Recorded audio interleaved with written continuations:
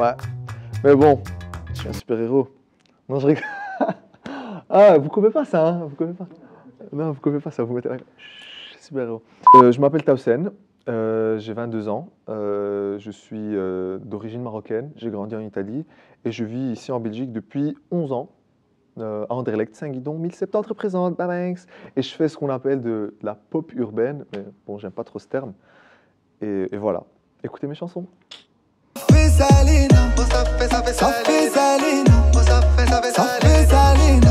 Quand je rêve de trucs bizarres, mais dans ma maison, en Lombardie. C'était dans un petit village qui s'appelle San Matteo. C'est en province de Mantoue, mais qui donne plein de détails. Mais plein de souvenirs. La campagne, parce que j'étais un campagnard. Ça me manque. Et j'aimerais bien faire un clip ou un truc comme ça, tu vois, dans les Alpes, pour un clin d'œil. En fait, l'idée, c'était soit Paris, soit Bruxelles. Et moi, je me rappelle encore, en été, mon père, il est parti à Paris, il est resté genre un mois. Puis il est venu à Bruxelles, il a rencontré des potes à lui, des potes qu'il connaissait du Maroc quand il était jeune. Et alors il a dit, c'est bon, là c'est un signe. Donc il est revenu, il nous a dit, bon les gars, on va partir en Belgique. Et moi j'étais en mode, c'est quoi ce pays? Je connaissais pas. Donc en fait, c'était un pur hasard. Et honnêtement, je préfère. Je suis content que ça soit à Bruxelles et pas Paris. Mais bon, pas envie de problème avec mes fans parisiens, donc non, je rigole. Ah putain, je fais que des blagues, désolé. Et je me rappelle, mon père un jour, bon, il est sorti, je me faisais contrôler en fait. Alors que, disclaimer, je jouais juste au foot, moi j'ai rien fait. Et en fait, c'était tête à tête avec un contrôle de police contre le mur, etc. Et il m'a dit, viens, viens, viens. Il m'a dit, toi, tu vas plus aller là-bas, tu vois. On n'a pas fait tout ce chemin pour que tu deviennes un délinquant. Alors que je dis, mais regarde, je suis en short, je joue au foot. Mais ce truc-là a fait que, en fait, il y avait une bibliothèque juste à côté de chez nous. Et ça fait que bah, si je pouvais pas sortir là-bas, je devais quand même sortir. Alors je suis parti à la bibliothèque et je me rappelle c'était les Harry Potter. Et je me suis plongé dedans, je les lisais et je les relisais, et je les relisais. Et je suis sûr que c'était ça qui a un peu nourri mon accent, mon savoir français. Quand j'ai commencé tout seul, j'étais avec mon binôme Goldo, c'est mon pote et mon beatmaker, et qu'on n'avait pas d'argent. Et en fait, l'argent que je touchais de la bourse, du travail, des jobs étudiants, tout ça, je le mettais pour le visuel. Donc j'apprenais tout seul à faire mes trucs Photoshop, je voulais des beaux clips parce que je savais que rien qu'avec ça, les gens ils vont cliquer, tu vois, sur la petite icône YouTube. Et, euh, et aujourd'hui, bah, en fait, j'ai fait le choix d'aller dans ces études de communication parce que la communication, la pub, c'est beaucoup plus visuel que l'architecture ou genre la biologie, un truc rien à voir avec ma musique. Et aujourd'hui, voilà, bah, en fait, j'ai acquis des compétences, du savoir-faire, grâce à ça, que maintenant, j'utilise dans ma musique. En vrai de vrai, mon choix, il est vite fait. Entre un concert et aller en cours. Voilà, j'ai déjà fait mon choix, mais j'essaie un peu de tenir les deux trucs, un peu balancés, parce que voilà, j'ai pas envie de jouer au con. Je pense que cette année, c'est un peu compliqué parce que bah, j'ai sorti mon deuxième EP. Il y a un- une évolution, un peu plus de réussite, on va dire. Je me dis dans ma tête que voilà, c'est un gage de réussite, alors que ça n'est pas. Parce qu'aujourd'hui, en deux claquements de doigts, c'est fini. Donc je préfère un peu rester un peu intelligent. Mais on va voir, hein, franchement, si je deviens une big star d'ici la fin du mois ou d'ici l'été, peut-être que je croise les doigts, les gars. Je ne viens pas d'une famille musicale. Je me rappelle quand j'étais petit, quand on faisait des trajets en voiture et que mon père mettait on appelle ça des anachides. Donc c'est des chants, j'ai pas envie de dire des chants religieux parce que ça fait un peu bizarre, mais c'est des petites chansonnettes en arabe et voilà, ça te raconte des petites histoires quoi. C'était le truc le plus mélodieux qu'on avait à la maison. Mais la musique, c'est quand je suis venu ici en Belgique et que je devais faire des trajets de métro. Du coup, tu as besoin d'un téléphone parce que papa et maman, ils ont peur et qu'il se trouve que tu as du Bluetooth dans ton téléphone. Tu prends tout ce que tes potes t'envoient. C'est-à-dire, il y a du rap, il y a de la pop, il y a du rock, il y a des trucs bizarres. Et je pense aujourd'hui, c'est ce qui fait que j'ai ce petit côté éclectique, tu vois. C'est parce que j'ai commencé sans base, j'avais rien, je prenais tout comme une éponge qui prend tout. Et, euh, et j'écoutais. Donc ça, c'est pour l'écoute, mais pour faire de la musique, beaucoup plus tard encore. je pense, il y a 4 ans. Franchement, c'est venu par hasard. C'est que des potes à moi sont partis dans une maison de jeunes. Ils m'ont dit, ouais, toi, le perturbateur de la classe qui fait que chanter, viens avec nous. Il y a des micros, c'est un studio. Ah, c'était pas un studio, c'était juste une maison de jeunes. Viens faire des refrains. Moi, je me dis, ouais, vas-y, on y va. Et c'est comme ça que ça a commencé. Mais je pense que j'avais 18 ans. J'étais en 6e secondaire. C'est pas... Il y a peu de temps, quoi. J'ai prévu d'en faire en italien parce que j'ai un mini public qui commence en Italie aussi. J'ai un moyen public dans les pays arabes. Peut-être pas maintenant parce que j'ai pas un très grand public. Donc, et je fais pas beaucoup de morceaux. Tu sais, je fais des EP c'est un petit format de 10 titres. Si je te fais déjà un morceau en italien, un morceau en français, ça fait déjà que 8 potentielles réussites. Mais en anglais, je pense pas, non. En tout cas, à part si DJ Snake veut un feat, non, je rigole. En fait, j'ai des armes, vaut mieux les utiliser là où d'autres personnes parlent que le français. Donc, non, je rigole. On est en 2020 et que c'est fini l'homme. Ouais, regardez, je suis fort. Arrêtez, arrêtez les gars, on a tous des sentiments, putain. Donc, hein? Je pense qu'il faut être courageux pour montrer ça, tu vois, pour avouer des trucs. Il y a pas que moi. Je vois de plus en plus d'artistes francophones qui commencent à parler de leur tristesse, leur dépression, leur amour, tu vois, des trucs comme ça. Moi, personnellement, en fait, j'ai commencé comme ça, donc disons que j'ai des facilités à faire des petites chansons tristes parce que j'ai le cœur brisé. Putain, je suis trop gênant quand je fais ça. Je préfère être clair avec les gens, c'est que là, je fais une trilogie de P. Là, j'ai sorti mon premier, mon deuxième, mon troisième, qui sont basés sur l'amour triste, la contradiction, la déception, tout ça. Quand je vais arriver à l'album, il y aura moins de trucs, love, il y aura plus de trucs personnels, ou plus de rap, ou je ne sais pas encore.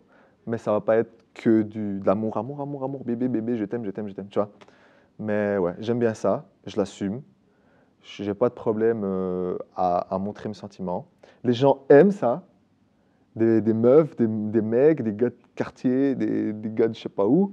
Donc arrêtez de mentir, les gars. Arrêtez de me dire que oui, on est des hommes, bang. Oui, vous êtes des hommes, mais mais la nuit, vous pleurez. Non, je rigole.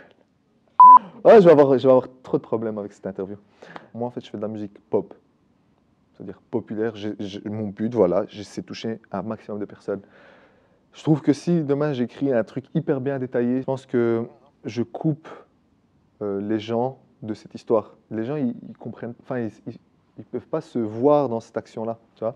Donc je reste un peu dans une écriture assez nuageuse où en fait je décris que des sentiments ou des trucs que j'aurais aimé dire à quelqu'un et que je l'ai pas dit. Il y a une chanson où je fais une personnification de la dépression, mais tu as l'impression que c'est une meuf, mais c'est pas ça. Il y a un autre truc où je parle un peu plus de moi et de quartier. Il y a d'autres trucs où je parle mon envie de réussir. Je fais pas que ça, je dilue un peu pour préparer un peu l'album. Mais ouais, moi j'aime bien, je l'ai fait, je fais ce que je veux. Non, je rigole. Mais en fait, les gens, ils ont besoin de mettre une étiquette. Ils ont besoin de te dire, lui, il est noir, arabe, il est habillé comme ça, chut, urbain. Est-ce qu'il chantonne? Pop urbaine. Est-ce qu'il dit des insultes ou des rap urbain? Tu vois, genre, le mec, il fait du on va ajouter plus rail. Tu vois, moi, il y a des gens qui me disent, ouais, t'es le rail 3.0, un mélange. Mais non. Pourquoi en fait, t'es obligé de me mettre autant d'étiquettes? Est-ce que ça me dérange? Non, parce que, enfin, on est des êtres humains, on a besoin de mettre des étiquettes partout. C'est pas grave. Est-ce que j'aimerais changer ça? Oui. Mais bon, je pense avec le temps, ça va se faire. Ou peut-être grâce à cette interview-là, ils vont voir, ils vont comprendre. En fait, mes réseaux sociaux, c'était Lord Tausen. Je ne sais pas pourquoi. Juste, Tausen n'était pas disponible. Et, et je me rappelle, en fait, mon nom de famille, c'est Taus. Déjà, Taus, ça veut dire pan, l'animal. Le EN, en arabe classique, veut dire, enfin, en fait, c'est pour décrire la dualité. C'est-à-dire, quand tu dis un arbre, deux arbres, pour les deux arbres, tu ajoutes EN derrière, tu vois. Et moi, en fait, je me suis dit, l'explication, c'est voilà, la dualité entre le chant et le rap. Alors quand je chante, bah, c'est Tausen, et quand c'est du rap, c'est Ego Trip, c'est Lord, le Seigneur Tausen. Ça n'a jamais été un vrai truc, c'est juste moi qui fais des conneries, mais ça a toujours été Tausen. Et une erreur de jeunesse. Quand tu vois mon look et que je commence à chanter, en fait, c'est rien à voir. Moi, les gens, quand ils me voient, ils me disent, ouais, ok, d'accord, il va commencer à rapper. Puis je commence à, ah, bébé! Et je suis en mode, waouh! Tu vois? En fait, j'aime bien ça aussi. Et dans mes projets, j'essaie aussi d'un peu faire plein de trucs différents. Tu passes d'un morceau hyper triste à un morceau rap qui tape et un morceau plus love, un morceau, tu vois. J'aime bien jouer et je joue, tout simplement. Le côté éclectique, il est là. Parfois c'est bien, parfois c'est mal, parce que quand tu arrives au studio et que tu dis, ah, j'ai envie de faire ce morceau-là, un morceau assez country, et après j'ai envie de faire ça, un morceau piano-voix, puis j'ai envie de faire, non, en fait j'ai envie de faire de la trap, puis j'ai envie de faire... Et t'es en mode, mais qu'est-ce que je vais faire maintenant? Et en fait c'est bien, parce que je pense pas qu'il y a beaucoup d'artistes qui ont ça humblement, à part si vous en connaissez, dites ça en commentaire, les gars. Mais je pense que aujourd'hui, je suis hyper versatile. Je suis l'artiste le plus versatile du game. Qu'est-ce qu'il y a? Vu que je vise là, tout ce qui est autour, bah, disons que je m'en fous, entre guillemets. Pas méchamment, mais c'est rien. Toi, je le vis en tant que c'est rien, parce que je sais que j'ai envie d'aller à ce point-là. Parfois, c'est cool parce que bah, tu restes la tête sur les épaules. Parfois, c'est nul parce que je me rappelle quand j'ai fait mon premier concert, c'était au Botanique, l'année passée. J'étais, enfin, un pote à moi, il m'a dit, ouais, t'avais pas l'air si excité que ça.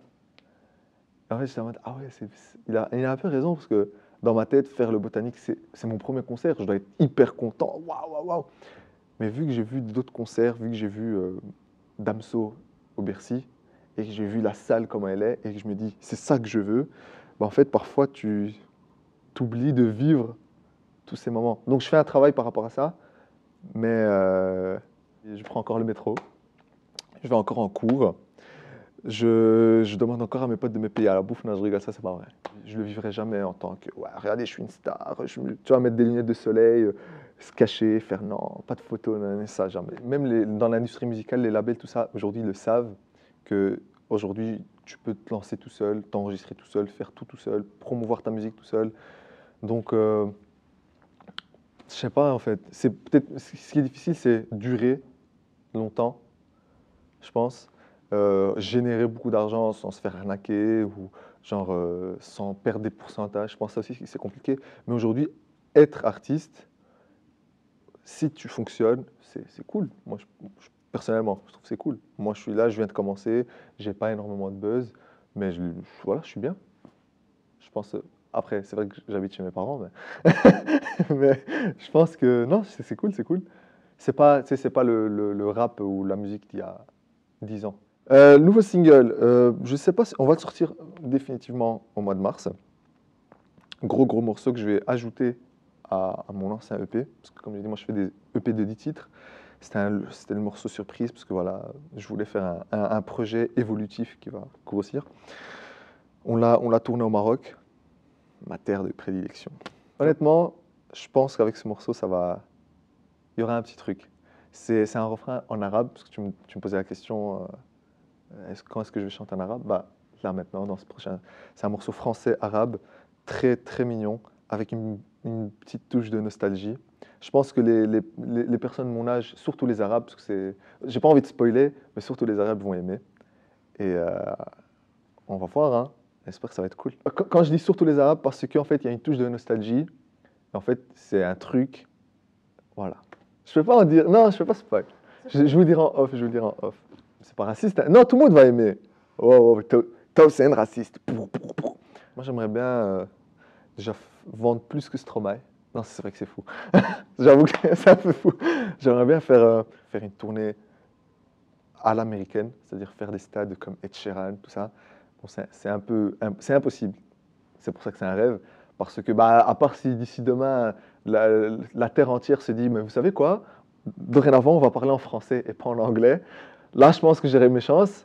Mais moi, j'aimerais bien, genre, une tournée, faire des stades au Taïwan, des trucs comme ça, en Inde, tu vois, au Japon, Corée.